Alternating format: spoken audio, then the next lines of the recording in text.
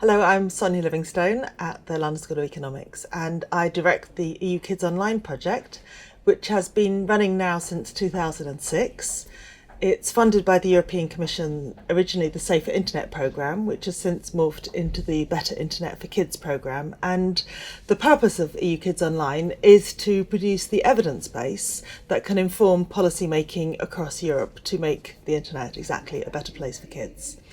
So we began as a network of 21 European countries. We're now grown to 33 countries, most of which are Europe, a few outside, as interest in developing an evidence base for how children use the internet spreads more globally than just within Europe. Within that time, since 2006, we've done a range of activities which have included identifying all the research that has been done by others, developing good and robust methodological tools for working with children to try to understand how they use the internet, and especially developing quite a substantial programme of qualitative and survey work that can identify both the opportunities and the risks for children in all the different European countries that we work in. And when I say children, we've been working with children between the ages of 9 and 16, and we've also worked with their parents to try to get an understanding of where the children and the parents have different understandings of the internet, and also to pinpoint where it is that parents can support their children better. So we have many reports on our website, and if I just say that one of the really key findings of our work so far has been the ways in which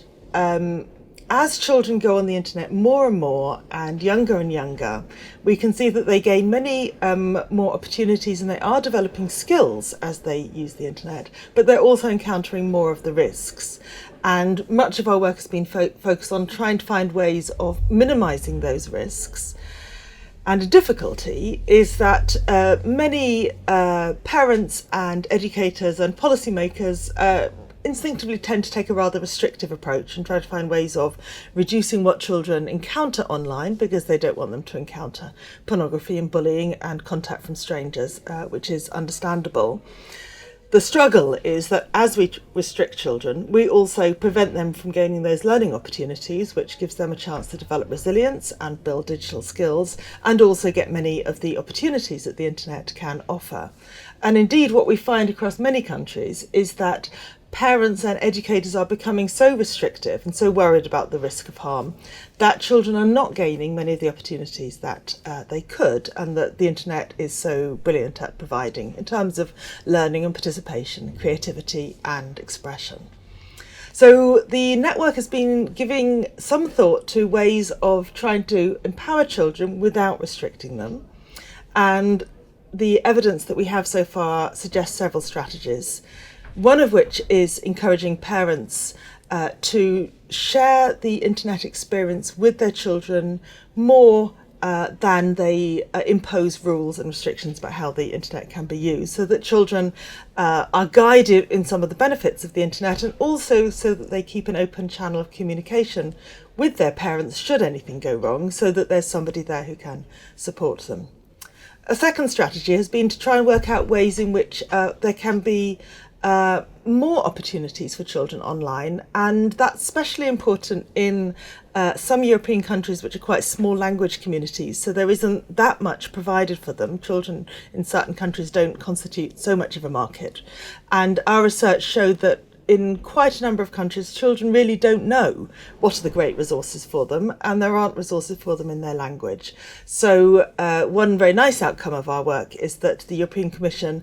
set up what it calls a positive online content competition to try to encourage providers, commercial but also public and indeed children, all kinds of providers, to produce better content for children across lots of countries and to celebrate the work that and the outputs that they've produced.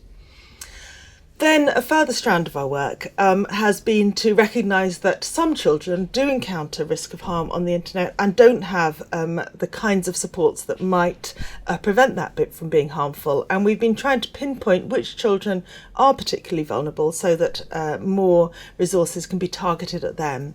And I suppose the simple answer is that we can see that children who are in some ways at risk or vulnerable offline are also those who become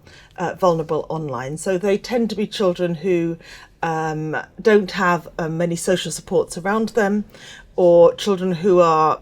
younger and without the kind of skills to cope with some of the more adult experiences that they find on the internet. And children who have various kinds of emotional difficulties or difficulties with their peers or psychological problems. You can see that when those circumstances arise offline, children will kind of extend those problems online and come up against the risk of harm that they're ill prepared to deal with. And we've been trying to kind of bring that message really to teachers, to clinicians, to psychologists, to those who kind of work with children and young people, so that they can recognise that when a child has a problem offline, it might be also occurring online, and that they can target that element of it as well as dealing with an offline problem. The last point I'd like to raise is the way in which the EU Kids Online evidence base has been used to inform the developments within the internet industry, which has been working over the last few years very much to find ways of making the internet a better place for kids by raising awareness of what the risks might be, trying to avoid children reaching some of the areas that are problematic for them or inappropriate for their age group. And industry's also been developing ways of providing online just-in-time support and advice strategies, sometimes people who can help if a child is in trouble, sometimes information if a child doesn't know how to respond to something. And we've been advising on what kinds of problems children encounter on the internet, and then what kinds of resources the industry could provide that will help make the internet a better place for them. So in a range of ways, the EU Kids Online evidence has really been used to think about how to better support parents, teachers, industry, regulators, and indeed children themselves, so that the internet really does become the kind of wonderful opportunity that we would all like it to be for children, rather than a source of risk and difficulty.